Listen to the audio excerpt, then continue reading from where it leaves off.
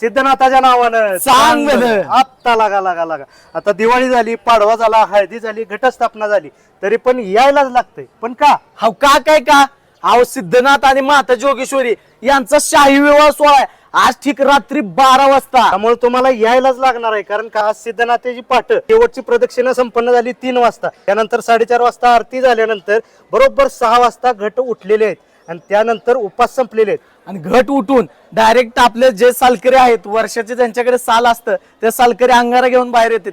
आणि जे आपण सांगितलं की 12 दिवस कडक उपवास असतो, म्हणजे जमिनीवरून आपला पाय उचलायचा नसतो, 12 दिवस उभं राहायचं.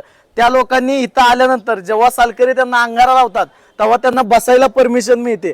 जी कडाकणी असते ती कडाकणी त्यांनी खायची, म्हणजे तिथं त्यांचा उपवास सुटला आणि त्याच्यानंतर ते घरी जातात.